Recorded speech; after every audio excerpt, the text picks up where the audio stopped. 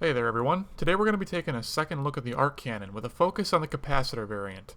Last time when we looked at the arc cannon, we focused on scraping your way through generation challenges with it, but this video is where the fun really begins. How best to use the capacitor arc cannon and how to be as effective as possible with it. Let's get started. My preferred playstyle with the arc cannon is a very aggressive one. Instead of trying to play so I'm just barely within my maximum range, I want to force my enemies to retreat out of the range of my arc cannon. I want them to feel so pressured that their only viable choice is to either go all in, trying to take me out and probably lose the fight, or to try and run away and give their map control up to me and possibly lose their Titan in the process as well. Either way, my main focus is to basically go on an anti-Titan roll whenever I drop. However, the arc cannon by nature is always going to be a great anti-pilot weapon as well, so I want to focus on Titans, but taking out pilots is definitely really easy to do too. First up, let's show off my preferred loadout. This is what I use 99% of the time when I play, and we're going to talk about why I choose every single piece of kit that I choose in the entire loadout. Let's start off with the Titan choice. I prefer the Stryder for its high mobility, increased dash capacity, and dash core abilities. It allows me to stay very mobile and tricky. The harder it is for an enemy to hit me, the less damage I'm taking, and therefore it's easier for me to justify the lowered health capacity. I used to always go with an Atlas, but that was pre-Update 4 when Big Punch still gave Atlas a huge mobility boost. It no longer does that, and I feel like, at least in my personal opinion, that it's been nerfed enough to not really warrant using Atlas anymore, at least in my personal application. Atlas is still great, but just not for me. I prefer the Strider's mobility over it, so that's why I kind of have switched over to Stryder pretty much from now on. Anyways, to complement Stryder, I can't think of a better choice in Titan kit than the Dash Quick Charger.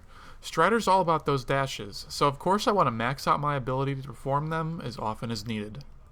Jumping back to our tactical ability, I prefer the Vortex shield over pretty much all else. It's great as both an offensive and defensive tool. It can greatly help me increase or potentially even double my spike damage while going on offense versus enemy Titans. It gives me some breathing room in tight situations by effectively increasing my health dramatically, by being able to absorb all kinds of enemy fires. And in addition, it even allows me to speed up my Titan with animation cancels. So be sure to check out my previous video about the Vortex shield and the annotation that you're seeing right here or in the description below to hear my full take on the Vortex shield. Hopefully it's gonna really open your mind up to what's truly possible with it, but not to waste your time now, let's just keep on going. So if the Vortex shield is our peanut butter, then Big Punch is our grape jelly. These two pieces of kit were made for each other. And by the way, if you're a strawberry jelly kind of person, you're wrong. The proper order of jelly quality puts grape as the undisputed master race, followed by blackberry, then poisonberry, dingleberry, and then the strawberry peasant race. We need to be clear about that before we can move on. You can't use the arc cannon unless you're a grape jelly fan, I'm sorry. Again, for the full reasoning as to why Big Punch and Vortex Shield go so well together, just be sure to check out the video in the link below if you haven't already seen it. It's really going to describe in much better detail than I'm able to do in my short time that I have here, but for the too long didn't watch version, basically you're able to cancel Vortex Shield animations with the Big Punch and perform quote-unquote double attacks, among other things. So you can hold stuff in your Vortex Shield, and you can cancel the shield with a punch, and you'll actually reflect all the stuff out of your shield and follow that up with a punch just a few frames later. And the two attacks happen so quickly together that it's pretty much impossible for an enemy Titan to react to that and eject manually on time. They have to have auto-eject, or else they're pretty much doomed to be executed. So there's that, among lots of other things. So for our loadout, all that really leaves now is our choice of Ordnance, and I pretty much always go with the ubiquitous cluster missile. It's perfect versus ogres, since they've only got one dash. Basically, just wait for them to waste it trying to evade your arc cannon by dashing, and then drop the cluster missile right at their feet. There's not much they can do about it by that point, because they don't have any dashes left to get away from it. They've got to just stop shooting you and sprint away, or slowly walk away, and no matter which action they choose, they're going to be losing a lot of health.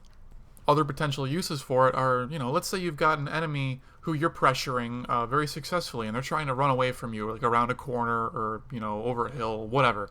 Dropping a cluster missile right behind them where they're trying to run away is, again, going to force them to either eat damage from that cluster missile or make the decision to not run away and try to keep fighting you. But if they do that, they're just going to get beaten up by every other piece of your kit. So, again, you're kind of dooming them to fail.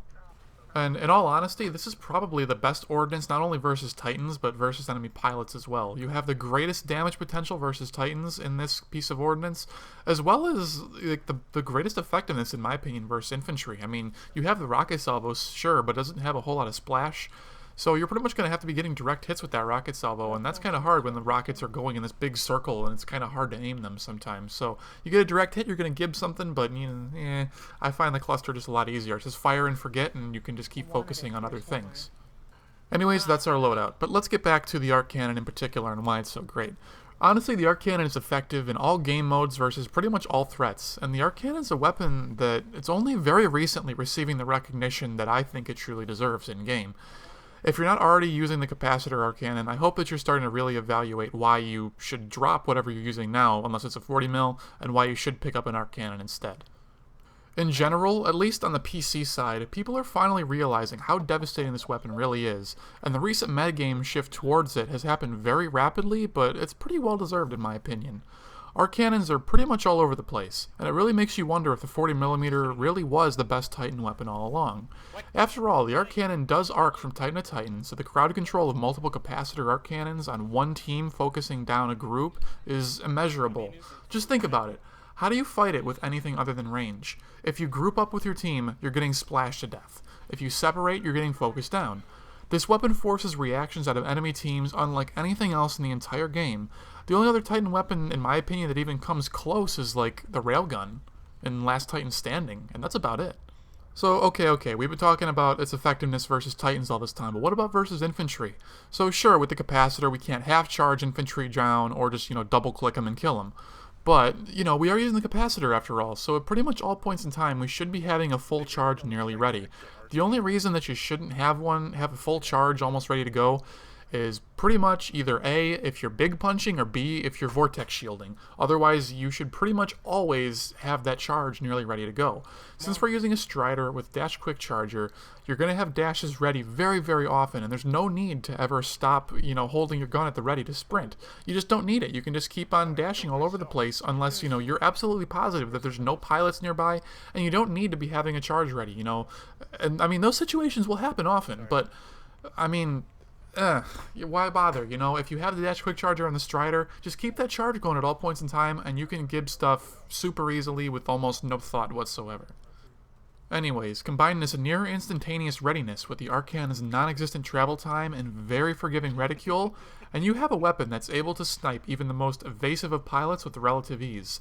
Difficulty with goosers is also a thing of the past, as long as you're mindful of your distance from those ejecting pilots.